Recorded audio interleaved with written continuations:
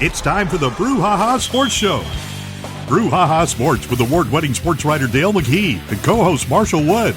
Talking sports with the legends of the game and famous sports personalities. Brouhaha. Now to Marshall and Dale with tonight's guest. Good evening, everyone, and welcome to this week's edition of the Brouhaha. Marshall Wood and Dale McKee. Dale, top of the evening to you, my good friend. I mean, wow. That's about what weekend was wrong. We're looking back, we're talking about, wow, everybody knows what we're talking about. We're talking about the University of Mississippi winning that, going to Omaha. We're going to have a lot to talk about that tonight during our middle segment, I suppose, Dale. Yes, sir. I got a man that was there for every postseason game from Miami to Hattiesburg to Omaha. Wow. He's going to fill us in. And, we interviewed this Michael Katz. He's a Tupelo sports writer. Mm-hmm. We interviewed him on April the 25th. The Rebels were 6-12 in SEC. Yeah. They've come a long way. I bet you could have got a bet on him, but they wouldn't have made it to Omaha, much less won it. Oh, yeah. What a weekend, man. What a weekend. We're going to get to baseball here in a couple of minutes, but there's some other sports news flopping around out there. Really? Yeah. Arch Manning, kind of finds his way to the top of the list every once in a while. He had a big commitment to the University of Texas. That was speculated. And that's where I picked him. That's where I figured he would go. I really didn't know. I know that there wasn't a lot of scatter talk about him coming to any team in Mississippi. Yeah. And so I don't know. I'm sure Ole Miss was, he'd been there enough over the years, and you don't really know what goes into those decisions, but you got to respect the decision. Yeah. Everybody, you don't want your dad or your granddad telling you where to go to school, or anything like that. It's like Peyton said on his interview that year that he went to Tennessee over Ole Miss. He said, if my dad would have told me to go to Ole Miss, I'd have gone to Ole Miss.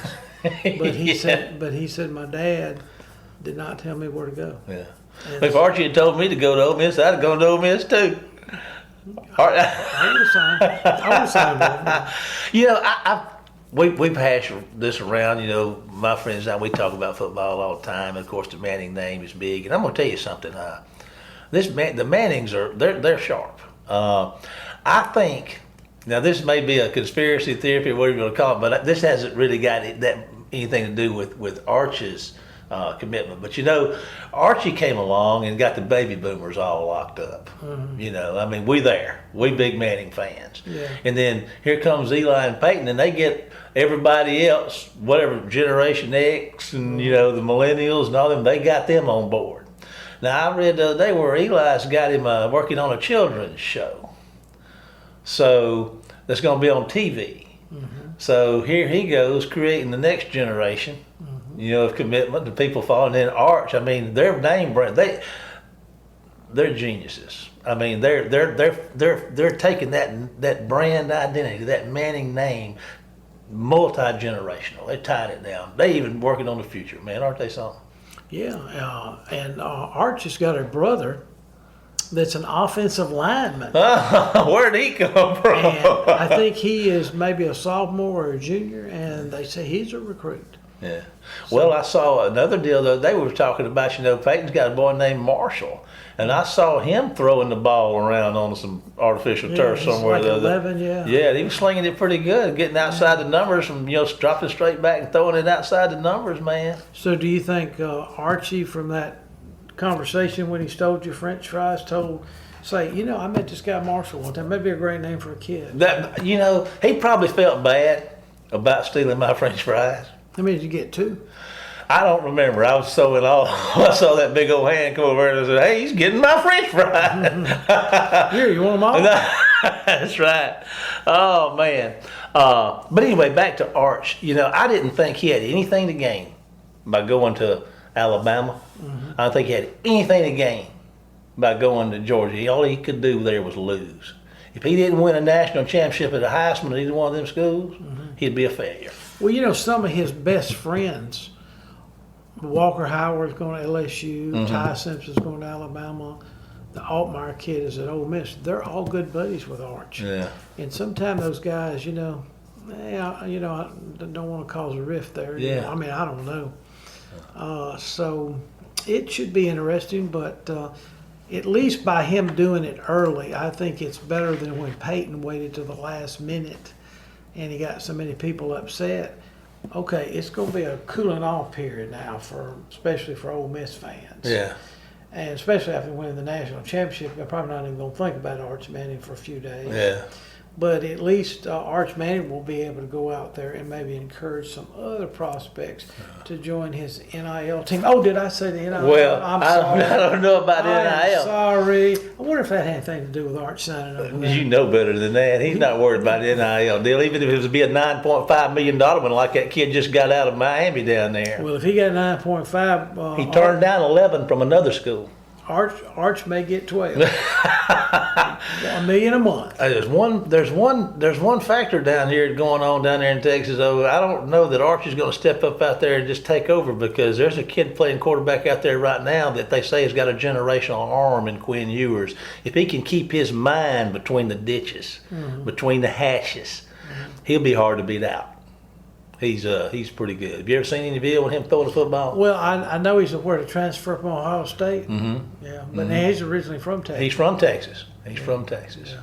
But all that being said, let's talk some baseball. Let's take a break to hear from some of our sponsors, and then we're going to come back with tonight's guest. Remind me again, Dale, of his name? Michael Katz. Michael Katz. Katz. All right. Tupelo, Mississippi. Tupelo. We're going to be talking Rebel baseball, College World Series, and the Natty right after the break. We'll see you. Phillips Building Supply in Laurel, your hometown building supply store since 1954. We are locally owned and pride ourselves on helping our customers find exactly what they need. From foundations to roofs to doors and windows, Phillips has it. For tools, hardware, lumber, and plywood, visit Phillips Building Supply. Welcome to the show, Michael. How's everything going with you, Mike? It's been a wild 2 weeks or so. I did not think I was going to be in Omaha, much less there for the duration of the entire thing. But it just shows you how crazy college baseball is. I did sleep 12 hours last night once I finally got home, though. It's probably the best sleep I've ever had in my life. Well, I'm sorry to disrupt your sleep last night with that text. I do apologize, but I knew you and Parrish had driven back and had probably just got in. But now, tell us something now. You started this journey. The last time we talked to you was April 25th. The Rebels weren't doing real good. What happened to them? I mean, they're the national champs. Can you believe that? No, it's funny because if you sort of look at the way the season, I guess, broke down. You know, if you had said in February, Ole Miss won the national championship, I don't think anyone would have really been that surprised because they were a preseason top 5 team that had everybody in the lineup coming back. First month of the season, they were number 1. I don't think anyone would have been surprised there. And then, like in April and early May, if you had told me, I would have said, there's no way because, you know, they went, I think they lost 11 of 16 games or whatever it was. It's 4 straight SEC series. Things were really, really bad. And it didn't even look like they were going to make the tournament at all. And then, you know, they figured it out late. They got hot. They got into the tournament, you know, barely, and then they took advantage of everything.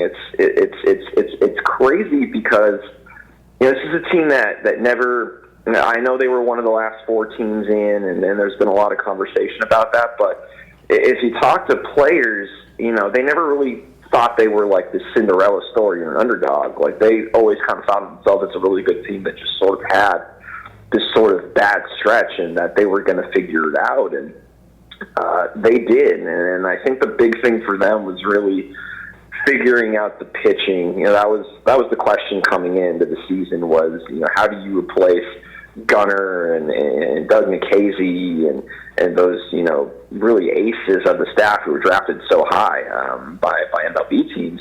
And it took them a while to kind of figure out who was going to be your Friday and who was going to be your Saturday guy. And, you know, it ended up being Dylan DeLucia who settled into that Friday role, and he was just named the most outstanding player of the College World Series. And Hunter Elliott, a 19-year-old true freshman from Tupelo, you know, settled into that number 2 role. And really, since they got those guys settled in to those spots, I think that's when this team really kind of turned a corner, because then there wasn't as much pressure on the offense. They knew what they were going to be getting out of their rotation, and it kind of made everybody else in the bullpen kind of figure out, their roles as well. And I think it just really kind of settled everything down. Well, listen, not many people, because there wasn't any TV coverage of the Miami regionals. Just recap that for a little bit, because that's kind of, I guess, got them really a second win. What'd I say? Yeah, so basically it was, the story everyone was talking about was, they got selected in the show, and the first team they have to play is Arizona. And, of course, Arizona is a team that knocked them out last year and is the reason they didn't get to Omaha last season. So there was a lot of talk about that and, revenge and all those things. And, of course, they downplayed it. But, they played a fairly close-ish game in that first one. And then they played Miami, the host team, the number 6, I believe, national seed. They beat them 2-1 in the pitcher's duel.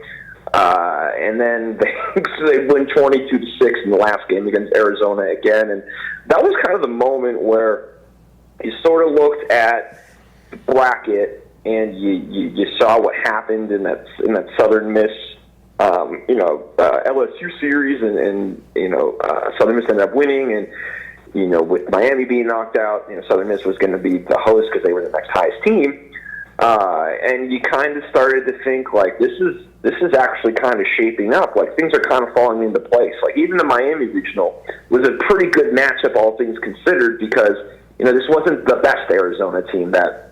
Had they put, the Arizona lost a lot of guys, and a lot of them went to LSU, not coincidentally with the head coach. And then, Miami was really good pitching, but, maybe the hitting wasn't as devastating as some other matchups would have been. Ole Miss proved they could out-hit you, and they proved that they could win a pitcher's duel. And that Coral Gables regional was kind of when you thought, oh, maybe this is a team that can, do some things. And then the matchup with Southern Miss was, they shut them out. And, that's one of the best pitching staffs in the country.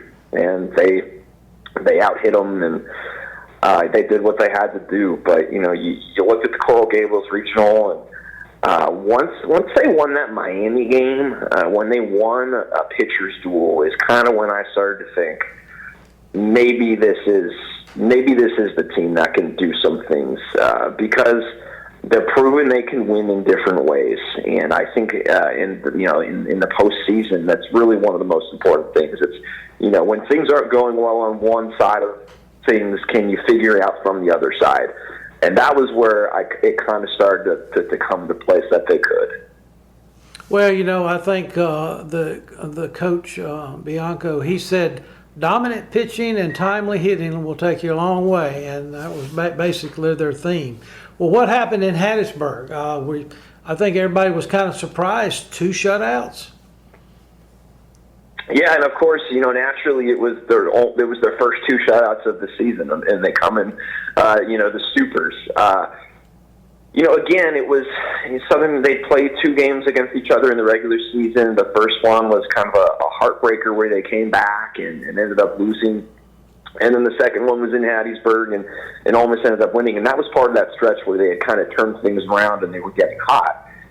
And, it was one of those things where Southern Miss had good moments offensively, but, they weren't exactly world beaters in terms of the offense. But that pitching staff was just absolutely devastating. I mean, that was one of the best, staffs in the country. They had the guy who was, voted as a top player in all of Mississippi.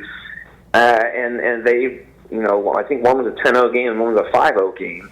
They did what they had to do. They worked at bats, and their pitchers stepped to the plate in terms of meeting the challenge, knowing that maybe it wasn't going to be a huge offensive day. Now they ended up being big offensive days, but they pitched well enough that they could have been 2-0 games. They pitched better than they needed to, given what the offenses for the other teams did. It was kind of a perfect storm of the pitching really found its groove, and the offense became the offense that we kind of thought it could be when the season started, and had a couple of missteps here and there. It's incredible. There's the cliche that it's not always the best team that wins; it's the team that plays the best. And Ole Miss, there were times during the season where they were the best team, but I don't think anybody would tell you, for that stretch, when they were 7-14 or whatever, that they were the best team in the country. But over the last month or so, they were playing the best baseball in the country, and that's how you come home with the trophy. All right, now they go to Omaha, and of course they hadn't been there in 8 years, and they've never won it. And I don't know if really people expected them to win it or not. But what was the talk in Omaha about the Ole Miss team? Was it off the radar, on the radar, or just did they think other teams were a lot better than Ole Miss? I think it was, it's funny because once Tennessee got knocked out, it was one of those things where I think every team that made it to Omaha thought it had a chance because there was no presumptive, this is the dominant team, this is who is, the automatic favorite. You looked at the teams that got there, and every team kind of thought it had a shot in. There was no one really hotter than Ole Miss and Oklahoma coming into the tournament. Oklahoma had, won the Big 12, and they had done some really good things in the postseason. Ole Miss had obviously hadn't lost a postseason game, in NCAA tournament play. And so, those were teams that were feeling really good. Notre Dame was feeling really good, having taken down Tennessee. Arkansas had played that crazy series in Stillwater and knocked them out. It really kind of felt like everybody had a shot, and so I know a lot of people probably are looking like, oh well, Ole Miss, it's not a national seed, all that stuff. But when you get to Omaha, the national seeding doesn't really matter, especially when teams are playing the way they are, and Ole Miss was playing as well as anybody coming in, and this was a team that knew it was really good and knew that it was capable of doing, ultimately what it ended up doing. So I think that when Tennessee got knocked out, and that was surprising for everybody, I think Tennessee included, yeah. I think it kind of put I think everybody felt like it had a chance. Yes. Well, now listen. Okay, so they're there at Omaha. Okay, the first game is against Auburn, but looking back over the whole 6 games that they played up there, I believe it was 6 games, it seemed like the Rebel coaching staff was making all the right calls, putting pitchers in there that hadn't pitched in a while, relievers, putting kids out in the field that hadn't been there in a while. I mean, it just seemed like they came up with a big thing. What was your overall view of all the 6 games, just starting with the Auburn game? Every button that Mike Bianco and the coaching staff pushed was the right one, and he took a lot of grief this year. There were some people that wanted a change and whatnot when things were going really badly, and in the College World Series, he put Jack Doherty out there to start the first game of the College World Series. The guy who had to start the first finals game. That's a guy who hadn't started a game in 3 months, and he goes out there and has the performance of his life, and they back him up. And even the game that they lost there, John Gaddis pitched really, really well, and they had a chance to win. And, there was Mason Nichols, a true freshman, comes into a game with the bases loaded. The game really kind of, it could have taken a turn, and he only gives up 1 run and really, gets the job done and keeps things from kind of, keeps the tide from turning. It really, I don't think enough credit can be given for the way that Mike Bianco handled all of the pitching and all of those sorts of personnel moves, because it can be easy to go with I think a lot of people thought it was going to be Hunter Elliott in the opener of the Oklahoma series, but it was short rest and it ended up working out because Hunter pitched great the next day, and Jack Doherty he did exactly what they needed him to do. And Mike made a lot of those sorts of moves, in the College World Series, and it really was a masterful job of managing the arms and managing the roster as a whole. Yes, I think those pitching performances by Jack and Gaddis were really, really huge, and even Nichols coming in relief. Of course, Brandon Johnson, he was lights out on Sunday. But just going back over the whole run, it must have been a joy to watch, even though you're a sports writer, and I know you're neutral, even though you're an Ole Miss beat guy. But it must have given you some satisfaction to see how they had turned that thing around. Yeah, I mean, like the cliche like sports writer thing is like you root for storylines and you root for the thing that is going to make for the best story. Like there was no better story than this Ole Miss baseball team, the team that was down and out and nobody gave a chance to late in the season when things were really, really bad, and here they come and win the national championship, the first one in program history. It really is. It was a remarkable run, and to sort of having been there from the start of the season to the middle of the season when things were just so bad, and then seeing where it ended up, and having worked with players and coaches through that whole time, it was really just a remarkable story, and just the interviews that we got along the way. It really is.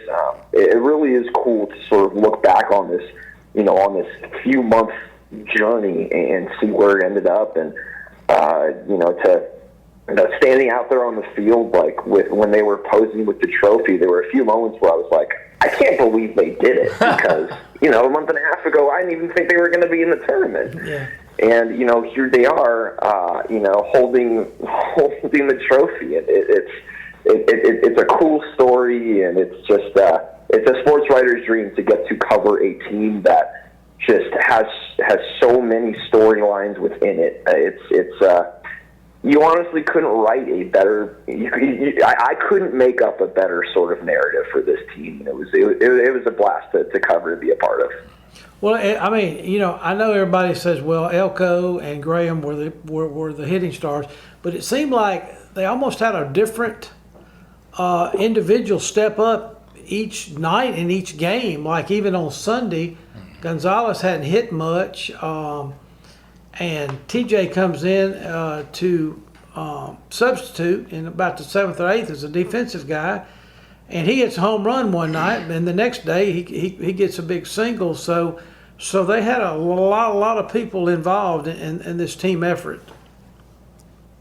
Yeah, I don't remember which. It was either on.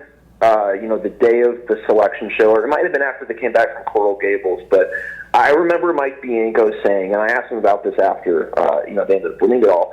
He said that, the key to the postseason is obviously your stars have to be stars, but it's about the other guys, and you need people to step up and play outside of your Elkos and your Grahams and your Gonzaleses and whatnot. And man, throughout this run, we've seen, Garrett Wood making his first start of the season in the Super Regional at third base. He had some huge at-bats this postseason. You had Calvin Harris, who, is the number 2 catcher playing right field in some of the biggest games of the season. You've got TJ, fighting some injuries and some inconsistencies and coming in and making some huge plays. Jack Doherty, Gaddis, all of these guys who, had some ups and downs. They came through in addition to the superstars. And, it really is funny that, like, this thing that Mike Bianco talked about, that, stars have to be stars, but you need your role players to step up. They did that. And it truly, Hayden Duncan said something to the effect of, it takes the whole team, and this team, it really was a whole team effort throughout the postseason. Now, I'm the last young man there, Dunkhurst, that you're talking about there. He probably didn't have a great hitting game, but boy, he handled that pitching staff and was so good behind the plate. I think he tricked some of them umpires sometime, into calling a strike when it was really outside a little bit. But he's a great defensive catcher for him too.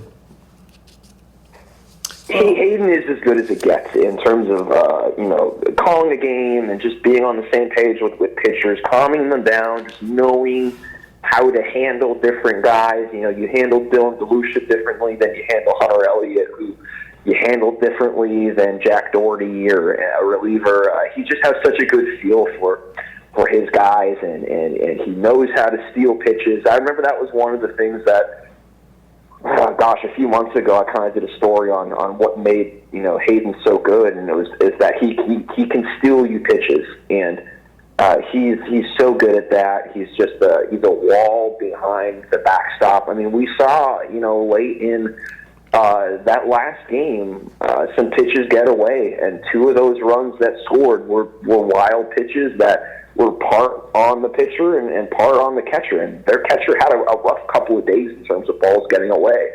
Hayden Dunhurst he does such a good job of staying in front of the ball.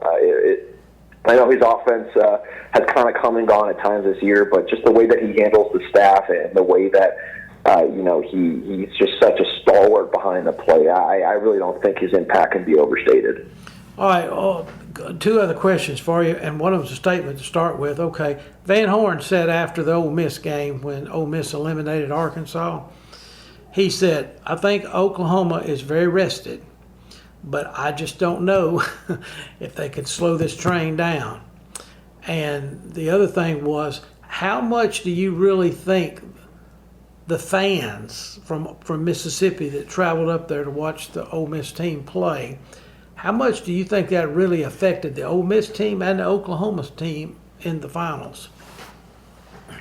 I'll tell you, just looking through the park from the press box, I mean, it's always tough to play the percentages game, but at worst it was 70-30 Ole Miss.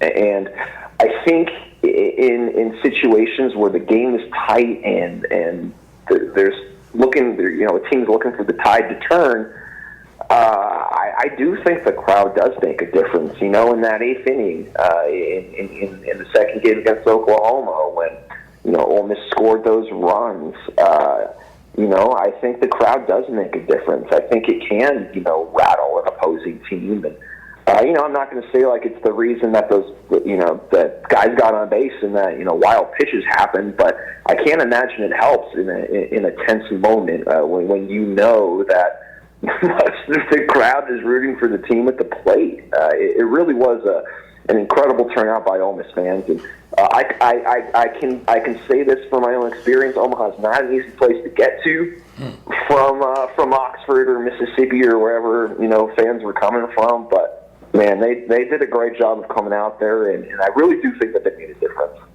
I think it did too. And one last question, and it's kind of a humorous question.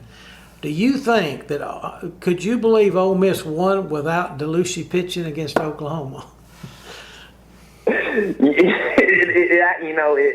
It's crazy that the College World Series MVP didn't even pitch in the final series, but man, he was so good in those two other games, and if this had gone to 3 games, I'm not a betting man, but if I was, I would have thrown it all out there that Dylan would have pitched, even if it was on 3 days rest or whatever it would have been. I think you would have had to drag him off the mound because he's just a competitor, and that's just who he is. I don't know if he would have pitched 9 innings like he had done, but I think he would have gotten in there. But it just the run that he was on, not even just in the postseason, but kind of leading into that. The impact that he had on this team was just incredible, and he's just such a delightful guy too. He's just always smiling. He's always happy. It was really cool to kind of see him taking it all in after the series. But yeah, no, it is insane that the most outstanding player of the College World Series didn't even have to play in the championship series. I was listening to the game on the radio, to the Ole Miss call of the game on the radio, the second game with Arkansas, and their color guy said, I'm going to try if I can get this right. I love it. He said they asked DeLucia, what he was going to do. He said, I'm going to throw it as hard as I can, as long as they'll let me, and I'll be ready to go Monday for the championship game. Man, I just love that attitude right there. Yeah, no, and that's Dylan DeLucia, and I think that's why there was just this energy to when he kind of became the ace of that staff. I think it really kind of does lift everybody up when you know that you've got just an absolute competitor out there who's going to give it everything he has, even if he's not feeling his best based on rest or whatever it might be. He's going to go out there and give you everything he has, and I think there's an energy that brings to a team. And man, what a few weeks Dylan DeLucia had. Truly one of the great, postseason runs that you can probably point to that anyone's had. And I know everybody laughs about Tim Elko getting a statue potentially, but I think Dylan DeLucia's probably earned one for what he's done recently too. Listen, Mike, I want to ask you, we're about out of time, but before we go, I want to ask you, tell us again how we can follow you and keep up with your writing. Yeah, so if you go to djournal.com, you can find my work. If you click on the Ole Miss tab, it's somewhere on there. The website rearranges sometimes depending if you're on your phone or your computer. You can also find me on Twitter at Michael L. Katz, Katz. You can also find our Facebook group, Ole Miss Discussion, with Michael Katz and Parrish Alford. And it's where we post all our work. Just a request to join, and we'll let you in. And that's the best way to follow us. Well, listen, we appreciate you so much for taking time to be with us and sharing with us your experience firsthand from Omaha and the Rebels Championship. We're gonna cut loose. I want you to just stay with us. We're gonna sign off here, but just stay with us. But Dale and I right now we're gonna sign off. We appreciate everybody for joining us this week. And you can be sure to tune in next week, same Brouhaha time, same Brouhaha channel. But everybody knows what time it is. Dale, tell us what time it is. It's time to say what? Goodbye, Dale. Goodbye, Dale, and we'll see you next week for more of the Brouhaha. Phillips Building Supply in Laurel, your hometown building supply store since 1954. We are locally owned and pride ourselves on helping our customers find exactly what they need. From foundations to roofs to doors and windows, Phillips has it. For tools, hardware, lumber, and plywood, visit Phillips Building Supply. You've been listening to the Brouhaha with Dale McKee and Marshall Wood. Heard Tuesday evening, 6 p.m. on WABO. For more of the Brouhaha, follow us during the week on Facebook and WABO.